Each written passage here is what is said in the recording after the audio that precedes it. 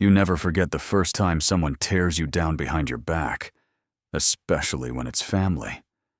It happened in a kitchen that smelled like pine and cinnamon. My hands were wet from doing dishes, my sleeves rolled up, a little wine still warm in my blood. Emily's parents had just finished dinner with us. Roast beef, mashed potatoes, candles flickering like something out of a postcard. Her father, Doug, stood in the living room, half lit by the tree, scotch in one hand, remote in the other. He thought I couldn't hear him. "Guy's a nice enough kid," he said, voice low, almost lazy. "But let's be honest, he's a loser." A loser? I froze, just for a second, my hand still on the plate, the water still running. Then her mother chimed in, like it was the most natural thing in the world. "I told her she could have done better," she said. "He's got no plan, still working that dead-end job, no real prospects." I didn't move, didn't breathe. I wasn't supposed to hear it.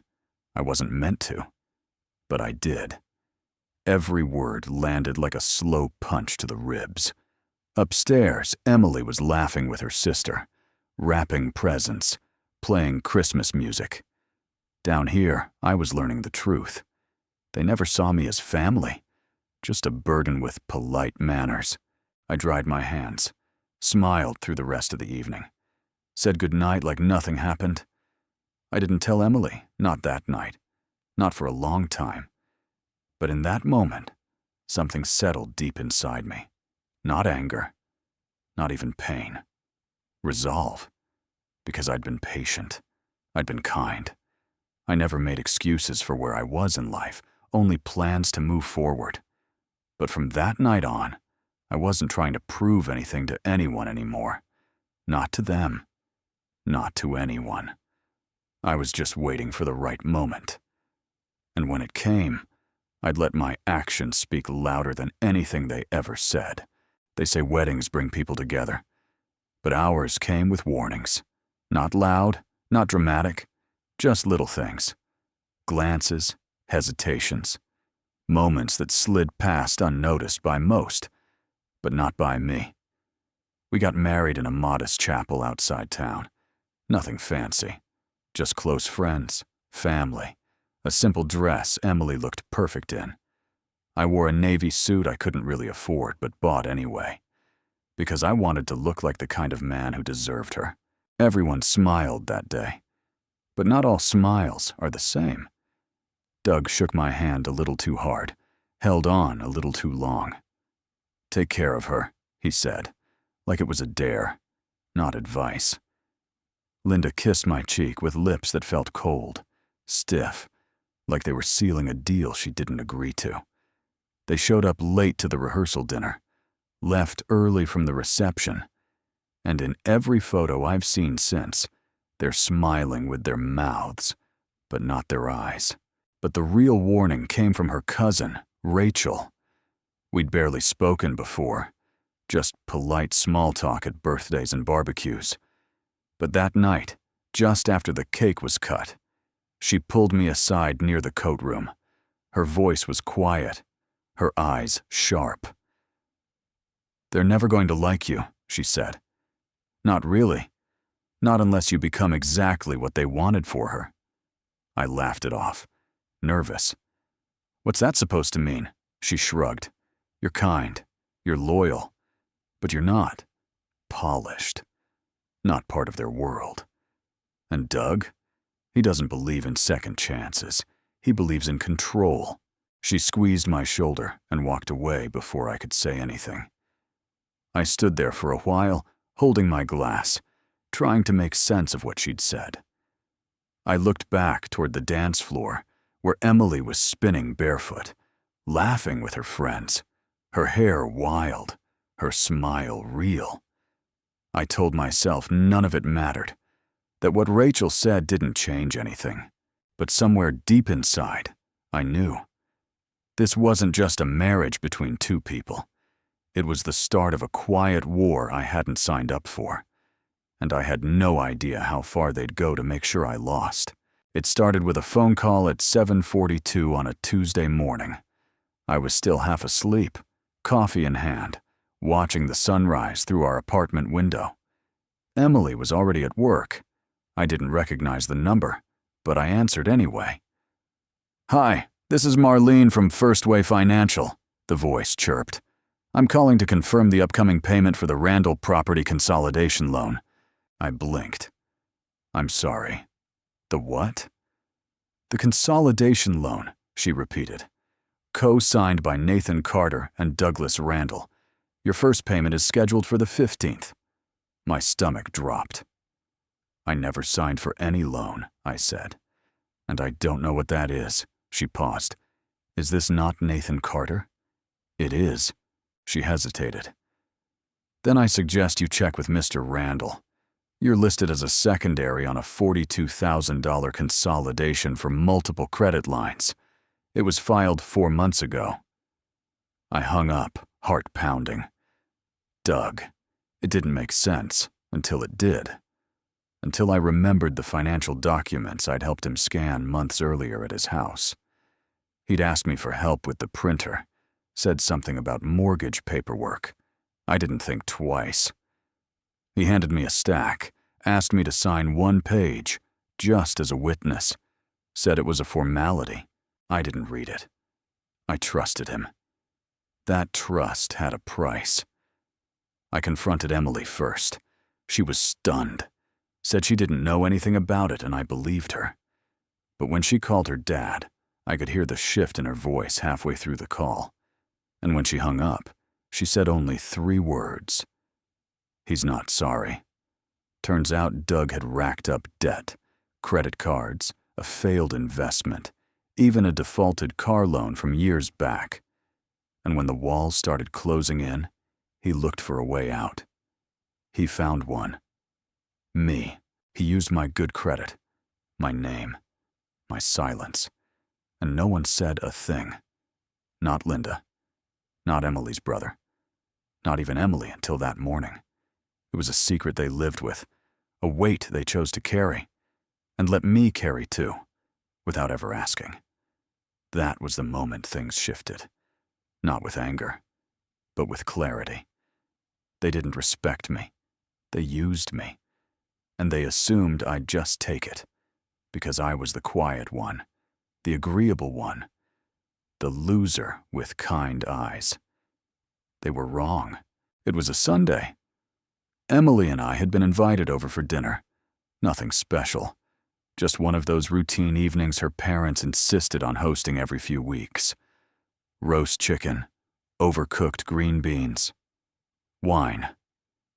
Doug always bragged about but never actually tasted. The kind of night that looked normal from the outside. But the tension? You could feel it in the air. Like a draft sneaking in through the cracks. Emily was helping her mom in the kitchen. I sat across from Doug at the table, the silence between us loud and intentional. Ever since I found out about the debt, things had been colder. Not a word of apology, not even an acknowledgement. Just a smug look that said he still believed he'd done nothing wrong. Linda came back to the table carrying a tray of dishes, set it down too hard. Something in her face was tight, impatient. "Emily," she called out, without turning her head. "You and Nathan plan on helping with the balance this month, or should I call the bank again?" Emily froze in the doorway. "What are you talking about?" Linda wiped her hands on a towel, looked up, eyes narrowed. "The credit line, the joint account your father opened with Nathan. It's due." Emily looked at me, confused. "I thought you said it was being handled." Before I could answer, Linda scoffed. "Oh, for God's sake, ask your husband. He seems to know all the numbers now." And just like that, the room dropped 10 degrees. Ask your husband. It wasn't a statement. It was an accusation. A weapon sharpened with bitterness and aimed with precision.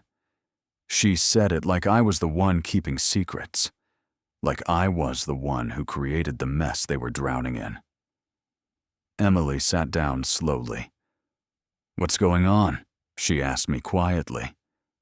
I met her eyes. "I didn't co-sign that loan, Em. He forged it. I've seen the paperwork." Doug shifted in his chair but said nothing. His silence was louder than anything. "I tried to fix it without blowing everything up," I continued. "But your mom just brought it to the table." No one spoke after that. The rest of dinner was just chewing and silverware and unsaid things thick in the air. Emily didn't eat. Doug poured another drink. Linda cleared plates like we were strangers. And that's when I realized this family never wanted me to belong. They wanted me to obey. Some wars aren't fought with fists or fury. Some are fought in silence, one quiet move at a time. After that dinner, I stopped trying to explain myself. I stopped hoping Doug would own what he'd done, that Linda would show a shred of remorse, that Emily would finally understand the family she was so desperate to defend. Instead, I started planning. I didn't shout. I didn't threaten. I didn't even tell Emily at first. I just started moving pieces. First, I pulled every credit report tied to my name, spent an entire night going line by line, circling numbers that didn't belong to me. There were more than I thought. More than just the consolidation loan. Doug had been busy, applying for credit increases, balance transfers, even a store card under my name. All using the trust I gave him that one afternoon. Next, I opened a new account. Separate. Quiet. I started moving my paychecks there, little by little. Enough to start building a wall between me and the fire he'd set. Then I got a lawyer. Not flashy. Just a quiet guy named Will in a small office downtown. He read everything. Asked the right questions. And after a long pause, he looked me in the eye and said, "You have a case. Identity theft, fraud, possibly even conspiracy if he had help. But legal fire takes time to burn. And I wasn't ready to scorch the earth. Not yet. I still loved Emily. Or, I loved the version of her I thought was still somewhere inside. The girl who used to draw hearts in the fog on our bathroom mirror. The woman who stood beside me when I lost my job, when I buried my mother, when I thought I had nothing left but her. So I waited. Watched. Listened. I started noticing little cracks in their stories. Conversations that didn't line up. Money that disappeared from joint expenses. A check from Emily's old savings account that showed up in Doug's business ledger, signed in a handwriting that looked a little too familiar. I didn't say a word. I just documented it all. Quietly. Carefully. I wasn't building a case anymore. I was building an exit. And when the moment came, I wouldn't knock on their door. I'd lock mine behind me. It happened on a Thursday. Gray sky, light rain. The kind that never really falls, just hangs in the air like it's thinking about it. I was sitting at our kitchen table. Same spot I always used. Same coffee mug, chipped at the handle. Bills were spread out in front of me, lined up like old wounds. Emily was in the shower. Her phone buzzed on the counter. A notification from her bank. Account overdrawn. Not our account.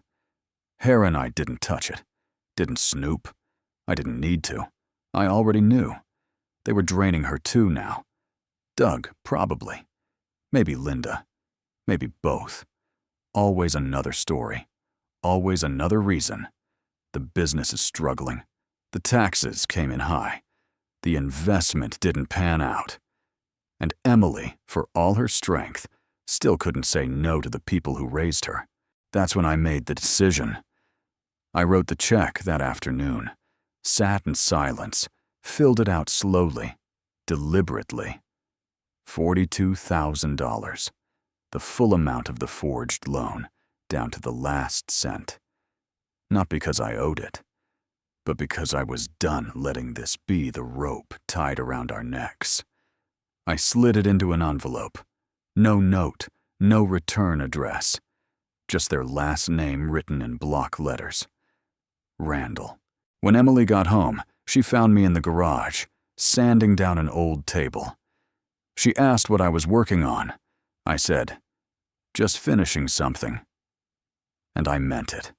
I never told her about the check, never asked if they received it, never waited for a thank you. That wasn't the point. The point was control. For the first time since this all began, I wasn't reacting. I was choosing. I was taking the sting out of their hands before they had a chance to use it again. No more leverage, no more guilt. Just one final act. Paid in full. It didn't fix what they broke, but it ended the chapter they thought they were still writing. And from that moment on, I wasn't just done with the debt. I was done with them. I didn't slam any doors. I didn't write a speech, or send a dramatic text, or show up at their house to make a scene. That's not how I wanted to leave. That's how they would have done it. Loud, bitter, needing the last word. But I wasn't looking for an audience. I just wanted out. The goodbye happened in silence, in motion so small, no one noticed until it was too late to ask why. It started with my name disappearing from things, shared accounts, mailing addresses, even the emergency contact form at Emily's office. I updated everything piece by piece, like undoing a puzzle I never should have been part of. Next came the storage unit. I cleared it out over 2 weekends, moving the contents into a small garage I'd started renting across town. A few boxes, an old army trunk, tools, some photos that still mattered. Nothing flashy, just mine. Emily didn't ask why I was quieter those weeks. I think part of her knew. I still made her coffee every morning, still kissed her forehead before bed. But something had changed, and she felt it. One Friday night, Doug called her. I watched her face tighten as she listened. "I don't know," she said. "Ask him yourself." She handed me the phone. I looked at the screen. Declined. That was the last time he ever called. The following Tuesday, I came home early. Packed a bag. Not a suitcase, just a backpack. Essentials.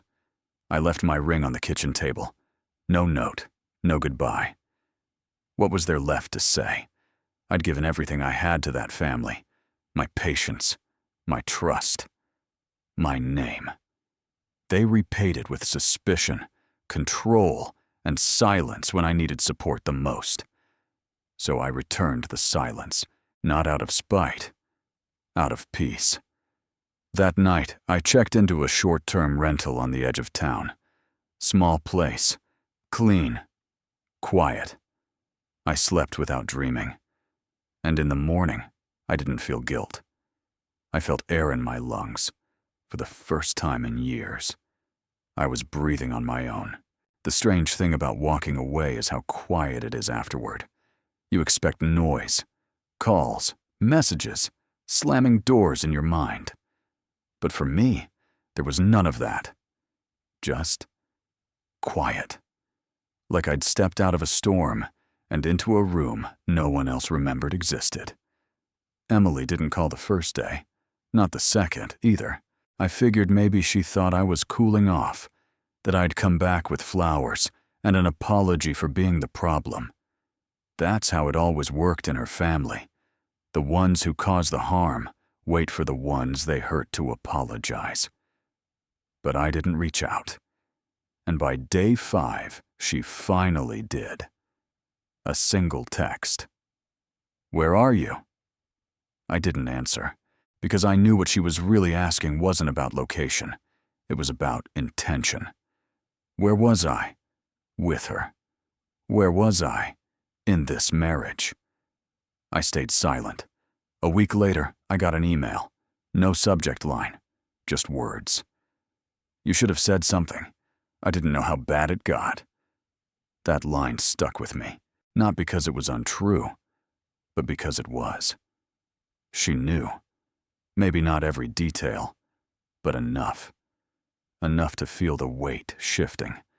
Enough to see what her parents were doing to me and still stay seated at their table. And silence is its own kind of choice. I wasn't angry when I read it, just tired, worn down to the bone. I was rebuilding my life in small ways. Got a new job. Nothing glamorous, but it paid. Found a studio with creaky floors and light that spilled in like a warm apology. Started cooking for myself again, sleeping through the night, making peace with the echoes. And still, they said nothing. Doug never called. Linda didn't send a word. Not a question. Not a breath. Their version of control didn't know how to operate in absence. And now, I was gone. A few mutual friends reached out. Heard something happened. Wanted to check in. I gave them the same thing I gave everyone else. Nothing. Because the truth didn't need to be explained anymore. It had already done its job. I was gone. And for the first time in years, I didn't feel lost. I didn't tell anyone what happened. Not really. But the truth has a way of finding its way out, like a leak in the ceiling that no one wants to fix until it stains everything. It started small. A friend of Emily's, someone we used to see at barbecues and birthdays, messaged me on Facebook. "Hey, I heard you and Em split. Just wanted to say I always thought you were solid. Hope you're okay." I didn't respond, not because I was bitter, but because I didn't know what to say. I wasn't okay, not entirely, but I was getting there, quietly, on my terms. A week later, I ran into her brother, Mark, at a hardware store. He didn't expect to see me. He looked down at the floor, then up again. "You know," he said, "I asked Dad about that loan. He told me it was your idea." I didn't answer. Mark nodded slowly. "Yeah, that's what I thought." He left without another word. The cracks had started. I didn't need to do anything. I didn't post about it. Didn't go on some online rant. I didn't drag them through the mud. All I did was walk away and leave the wreckage untouched. But silence is louder than people expect. It makes them curious, nervous. And when people start asking questions, the lies unravel on their own. Emily messaged again, 2 months after I left. I didn't know everything, but I'm learning. Still, I didn't reply. It wasn't out of pride. It was because I was done teaching people lessons they weren't ready to learn. I'd spent too long trying to explain myself to people who weren't listening. Now they were listening, but I wasn't talking. Doug's name came up in a local business forum. Unpaid debts, accusations of misuse. Nothing proven, but enough to turn heads. The man who once called me a loser was being questioned by the same community he pretended to stand above. Poetic, in a way. The truth didn't need a headline. It just needed space. And when you leave quietly, you give people room to see clearly. Turns out, walking away didn't just save me. It revealed them. Peace doesn't arrive with fireworks. It doesn't knock on your door wearing a ribbon or announce itself with applause. It just shows up. Slowly. Softly. Often when you're too tired to chase it anymore. Mine came on a Tuesday morning. I was in my new place, a small cabin tucked just past the edge of town.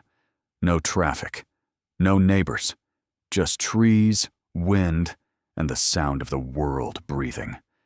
I had coffee in one hand, a dog curled up at my feet, and the feeling, for the first time in years, that nothing was about to fall apart. No texts I was avoiding. No dinner invitations I was dreading. No waiting for the next punch I had to take in silence. Just stillness. I spent those days building things, simple things, tables, shelves, sometimes just pieces of wood I didn't need but shaped anyway. I wasn't fixing someone else's mess anymore. I was creating something that couldn't be stolen, forged, or dismissed.